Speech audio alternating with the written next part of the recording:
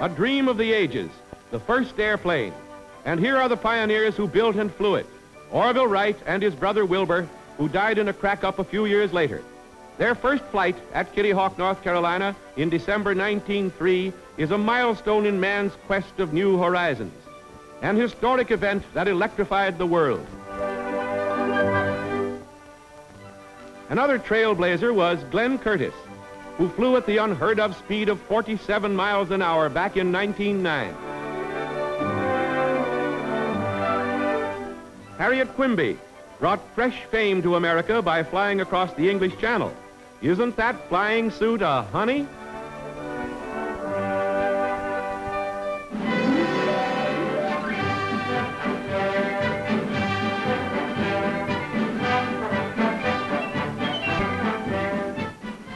When war broke out in 1914, the airplane was a curio, and the pilot considered a reckless hero. But aviation grew up during the war. Here was something new and dramatic, a new horizon that changed man's concept of battle. America salutes its heroes of the first war in the air. Eddie Rickenbacker, our ace of aces, is shown in these rare pictures taken in France of the Hat-in-the-Ring Squadron. Heroes like Eddie Rickenbacker flew their frail machines into flaming skies.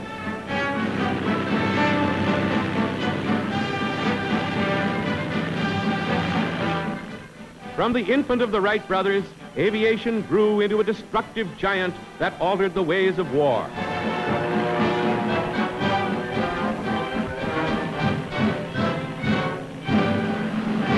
The first airmail, aviation begins to prove its worth as our war president, Woodrow Wilson, officiates at the first airmail flight from Washington to New York.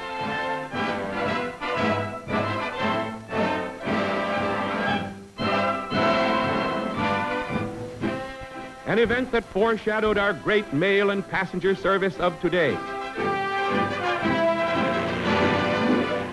The Battleship Alabama was the target of aerial bombs in the first test of air power versus sea power 20 years ago. The controversy started by these tests has raged ever since. Air power against sea power.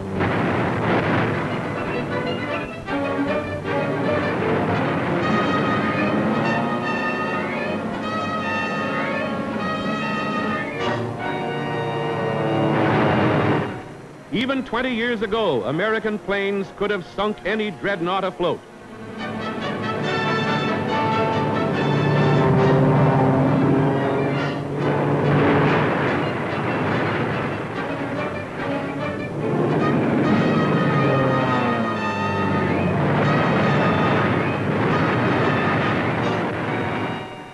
Air power wins round number one. America's Naval Air Arm is the finest organization of its kind in the world. Its long-range bombers, its fighters and dive bombers are ever ready to drive away those who would dare invade our shores.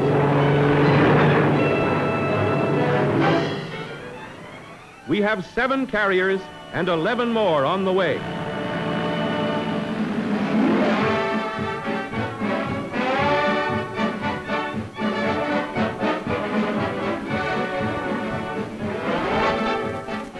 For years after the Wright brothers, inventors have tried new angles to this flying game. Accepted methods were not for them, and the results? Well, this one luckily didn't have far to fall.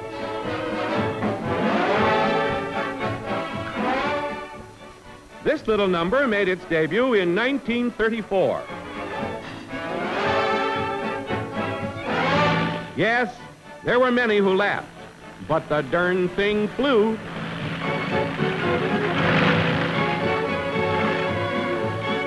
What seems like a strange idea today may turn out to be the aeronautical wonder of tomorrow.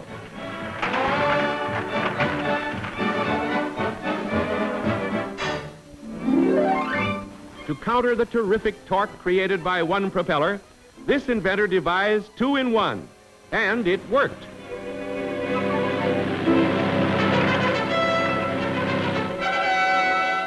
The Trip to Mars by rocket plane. Looks like heaven can wait. This is the flyaway rocket bike. Well, it's a bike anyway, and it looks like anything can happen. Look out, it's going off.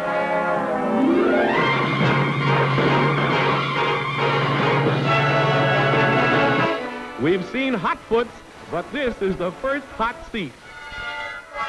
Next, the umbrella plane. You might think it's good only in case of rain, but no, sir. April showers have a silver lining, and this invention works.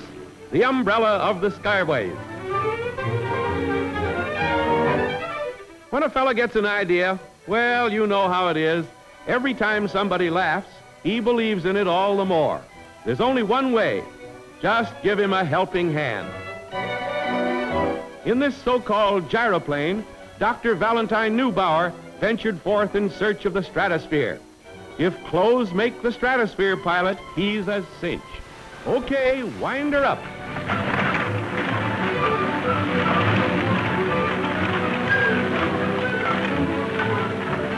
Could this be a shakedown flight? Come on, brother, more steam.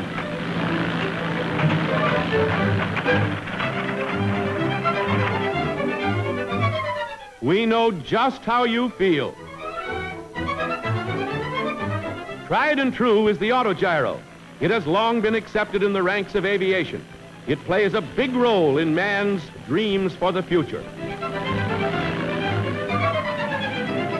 Igor Sikorsky, noted designer, built his first helicopter in Russia years ago.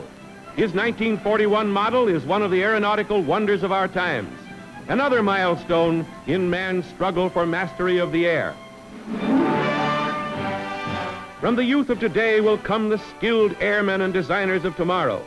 Youth with wings, whose inventions in miniature already have pointed the way for their elders. The novel designs that appear at model plane meets are now watched by government experts as never before.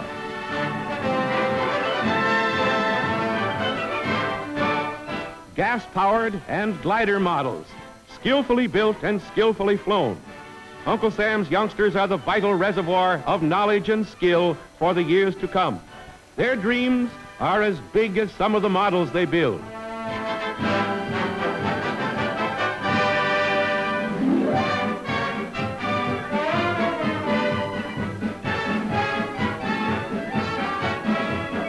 The entire world was electrified by the daring exploits of Lindbergh, Byrd, and others. The Lone Eagle thrilled all mankind. He flew alone, 3,600 miles, New York to Paris.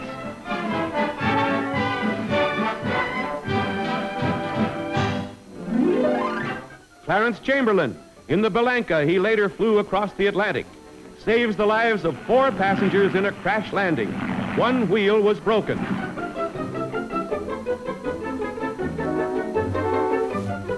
A terrible tragedy is averted by another great American.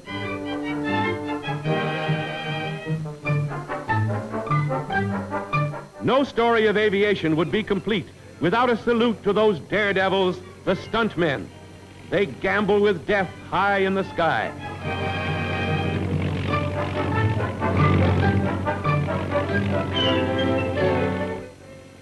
Wiley Post of round-the-world fame and beloved Will Rogers. Their tragic Alaskan flight ended 2 famous careers. Amelia Earhart will live in the hearts of Americans. Her Atlantic flight was followed by other exploits, with a tragic end in the Pacific. Ruth Elders took her place in aviation's Hall of Fame along with Ruth Nichols, speed and altitude record holder. They blazed a trail for sister Americans.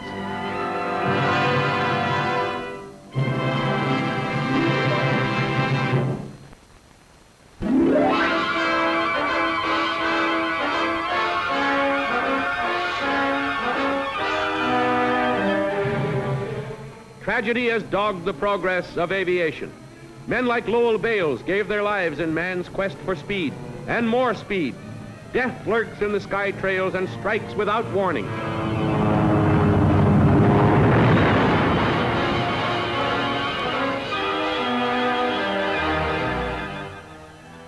The Monteverde brothers sought fame for themselves and for their native land as they took off from Floyd Bennet Field for Portugal.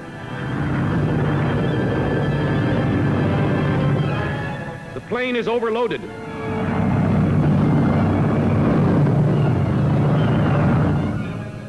Both hurt, but they lived.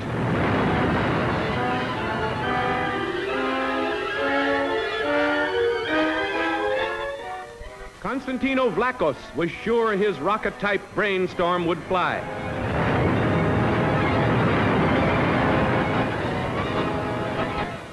Cool heads and quick hands save his life. He never even lost his hat.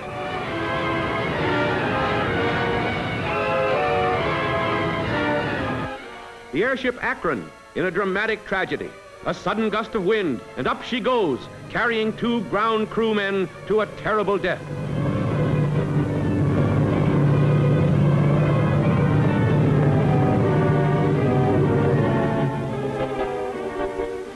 General DiPinedo's tragic attempt to fly from New York to Europe.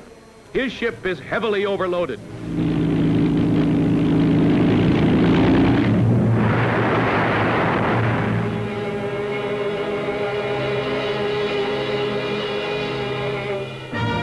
The Hindenburg, on its last Atlantic crossing.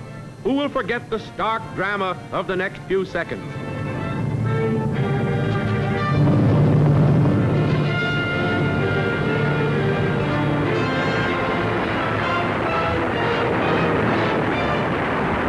Scores trapped in the flaming wreckage. Many killed as they jump in vain, but others miraculously dash to safety. Never has man seen such a sight. Never will that sight be forgotten.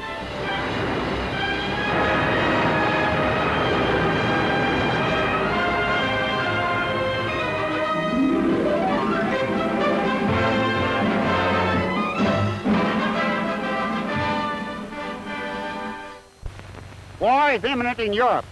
What we desire to do is to keep out of it. This becomes increasingly difficult from year to year as the interdependability of nations becomes greater. The only way that we can keep out of it is by maintaining an adequate national defense in this country. No matter how many treaties, scraps of paper, or agreements we have, unless they are backed up by adequate force, it'll be impossible for us to maintain peace. Today, a war is very different than the last European war was. Now air power is the dominant feature of military operations. Air power can fly directly to the vital centers of an opposing state and neutralize it. It can destroy the cities. It can wreck the aqueducts. It can knock out the lines of communication. It can destroy the food supply and make the people helpless to resist.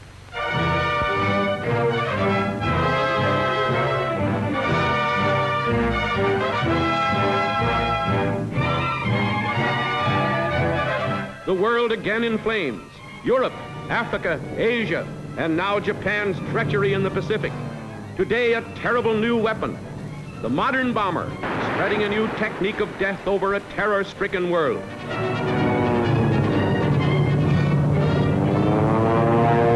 Now America has been forced into the maelstrom of war. Never in all civilized history has such infamy and treachery been unleashed on a people at peace. But this nation will fight back, will keep fighting, until the perpetrator of that treachery has forever been silenced.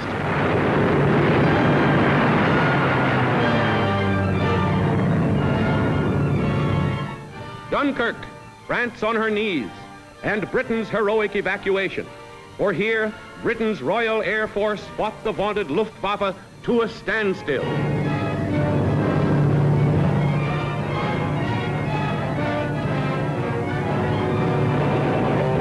The Battle of the Atlantic, and now the Pacific. General Mitchell's words were so true. The growing might of the democracies will triumph in the end.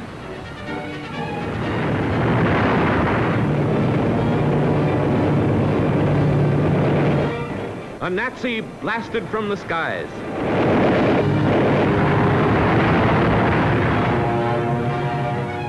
Coventry, a symbol of destruction, but a symbol, too, of democracy's will to win. In the hands of aggressors, armies from the sky has become a modern terror. In less than 40 years, aviation has become a modern Frankenstein that threatens to destroy man. its creator.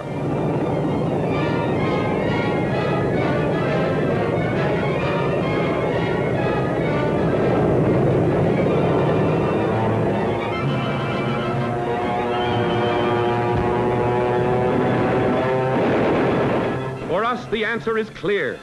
Frightfulness from the skies can be prevented only by overwhelming superiority in the air.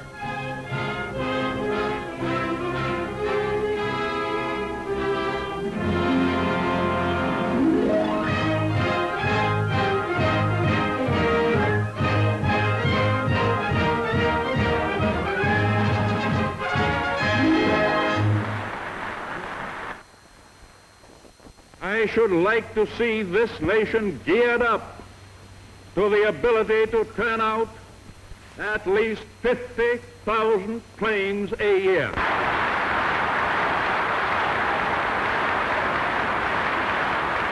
America answers the clarion call from its president. Today it's war. We Americans, united as never in our history, work for victory. In our research centers, we are keeping abreast of every new development in aviation. And behind the battle of aircraft production are great men and great American industries. America has gone all out to build an air fleet second to none. Today as never before, that job is vital for the preservation of our way of life. Today, in war, American aviation is playing a dominant role in our determined fight for victory. Our new bombers and fighters are the best in the world. They're in the thick of the fight now.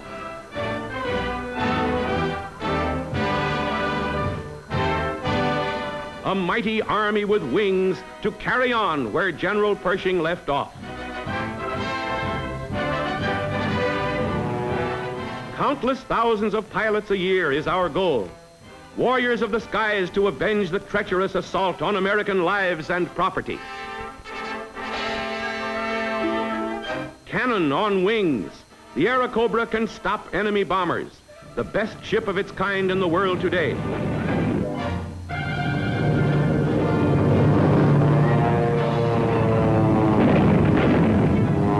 The Curtiss P-40, one of our best pursuit planes.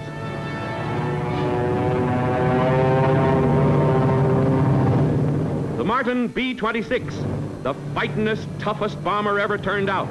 With other first-line planes, it's now in action against our double-crossing enemy in the Pacific.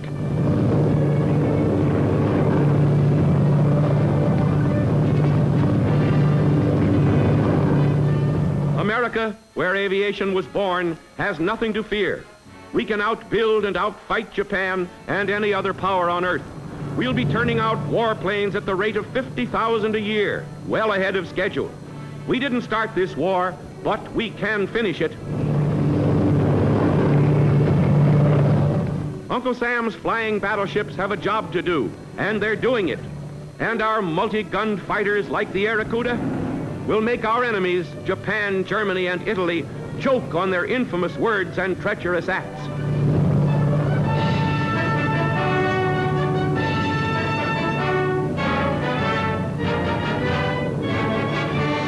America's plan is to turn out 1,000 four-engine bombers a month to carry our message of defiance to the warmongers of Europe and the Orient.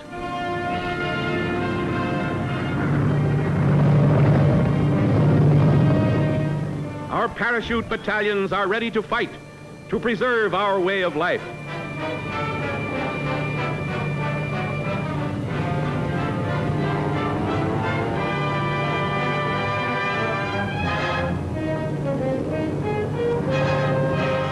With aviation, we will be victorious. Our priceless heritage of freedom will keep us steadfast. Remember Pearl Harbor as we work and fight for a glorious victory. We have the will to win. We have the men, the tools to build the planes that will be our safeguard of freedom, our bulwark against aggression. They spell victory for America. Keep 'em flying.